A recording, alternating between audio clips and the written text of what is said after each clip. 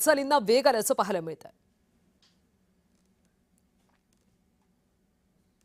तुम्ही ओम निंबाळकरांचे जे नाव घेताय ते एक नामचीन गद्दार आहे। नामचीन त्यांच्या बरोबरचे जे इतर लोक आहेत ते सुद्धा नामचीन गद्दार आहेत। गद्दाराला भूमिका असते मी आता ऐकली। इतिहासामध्ये जे काही बेईमान झाले, गद्दार झाले, मीर जाफर पासून ते आपल्या महाराष्ट्रामध्ये सुद्धा त्यांना का भूमिका असू शकते का? नाही ना। जर महाराष्ट्राच्या स्वाभिमानाची कोणाला चिंता असेल तर या गद्दारांना गद्दारच म्हटलं पाहिजे, बेईमान म्हटलं पाहिजे, महाराष्ट्राचे शत्रू म्हटलं पाहिजे।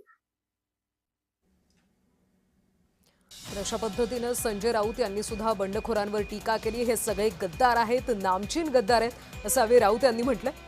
तर हे सगळे जे बंडखोर 6 खासदार आहेत ते आता नंदनवन या निवासस्थानी दाखल झालेले आहेत। एकनाथ शिंदे यांच्यासोबत चर्चा केली जाईल आणि त्यानंतर या बंडखोर खासदारांची पत्रकार परिषद सुद्धा होणार आहे। पत्रकार परिषदेमध्ये हे खासदार काय बोलतील याकडे आता संपूर्ण राज्याचं लक्ष लागले। थोड्याच वेळामध्ये पक्षप्रवेश होणार आहे। वायव्ही सेंटरवर पक्षप्रवेशाचा कार्यक्रम होईल। उपमुख्यमंत्री एकनाथ शिंदे यांच्या उपस्थितीमध्ये पक्षप्रवेश होणार आहेत।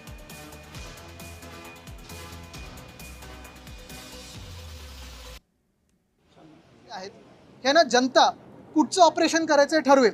पण ह्याच्यात एक महत्त्वाचं आहे, हे सगळे जे खोटारडे लोक आज तिथे चाललेले आहेत हे जिंकून आले ते भाजपाच्या विरोधातल्या मतांवर, हे जिंकून आले ते उद्धव साहेबांच्या चेहऱ्यावर जिंकून आलेत, हे जिंकून आले ते शिवसेना उद्धव बाळासाहेब ठाकरे पक्ष असेल, राष्ट्रवादी काँग्रेस शरदचंद्र पवार साहेबांचा पक्ष असेल किंवा काँग्रेस असेल आणि आमचे सगळे मित्रपक्षांच्या सभा मागून मागून जिंकून आलेले आहेत। आम्ही जे दिलं त्यांना ते प्रेमच दिलं। एवढी वर्ष त्यांच्या सोबत उभं राहिलो, परिवार म्हणून सोबत उभं राहिलो आणि अशा वेळेला सौदा करणं ह्या अशा काही गोष्टींसाठी स्वतःच्या नावाच्या स्वतःच्या परिवाराचं हे दुःखद आहे।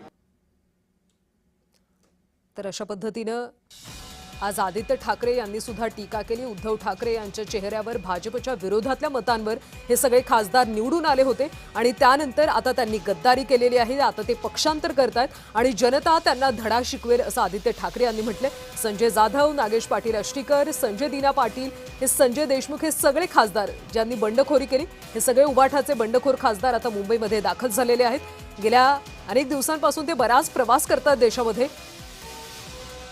दिल्ली, राजस्थान, जयपूर, देहरादून, तिरुपती असा सगळा प्रवास करत बायप्लस सुरक्षेमध्ये हे बंडखोर खासदार आता मुंबईमध्ये दाखल झालेत। सध्या ते नंदनवन या ठिकाणी असल्याची माहिती आहे। एकनाथ शिंदे यांच्यासोबत या बंडखोर खासदारांची चर्चा होईल आणि त्यानंतर खासदारांची सुद्धा पत्रकार परिषद होणार आहे। त्या पत्रकार परिषदेमध्ये नेमके कोणते मुद्दे मांडले जातात, का ठाकरे पक्ष त्यांना सोडावासा वाटला, त्याची नेमकी काय कारणं आहेत, ती काय कारणं सांगितली जातात हे पाहणं महत्त्वाचं आहे। आणि या सगळ्यानंतर एकनाथ शिंदे यांच्या उपस्थितीमध्ये पक्षप्रवेश पार पडणार आहे। तर ही सध्या आपण